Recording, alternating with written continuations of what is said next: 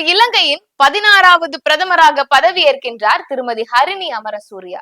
இலங்கையின் 3வது பெண் பிரதமராக பதவியேற்றுள்ள ஹரிணி அமரசூரியா தெற்காசியாவிலேயே எந்த ஒரு அரசியல் குடும்ப பின்னணியும் இல்லாமல் பிரதமரான முதல் பெண்மணி என்ற பெருமையும் பெறுகிறார். இலங்கையில் தான் உலகில் முதல் பெண் பிரதமர் செய்யப்பட்டது. இலங்கையின் முன்னாள் பிரதமர் SWRT பண்டாரநாயக் கொல்லப்பட்ட பிறகு அவருடைய மனைவி சிறிமாவா பண்டாரநாயக் பிரதமராக பொறுப்பேற்றார்.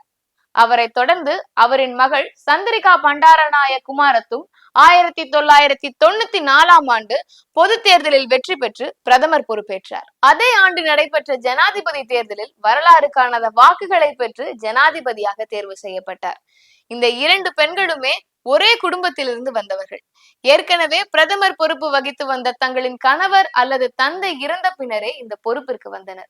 இந்தியா, பாகிஸ்தான், வங்கதேசம் என்று பல நாடுகள் இது போன்ற சம்பவங்கள் நிகழ்வுகளையும் காண இயலும். பல நாடுகளில் உருவான பெண் தலைமக்கள் அனைவரும் அரசியல் பின்னணியை கொண்ட குடும்பத்திலிருந்து வந்தவர்கள். ஆனால் ஹரிணியை பொறுத்தமட்டில் இவர் ஒருவர் தெற்காசியாவிலேயே எந்த ஒரு அரசியல் குடும்ப பின்னணி ஏதுமின்றி பிரதமரான முதல் பெண் ஆவார்.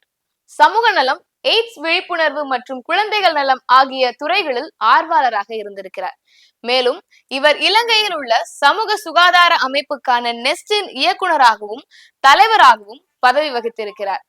அரசியல் பின்புலம் இல்லாத இவர் 2019ஆம் ஆண்டு அனுராக் குமார திசநாயக் தேசிய மக்கள் சக்தியில் இணைந்து தேர்தல் பரப்புரையில் ஈடுபட்டிருக்கிறார்.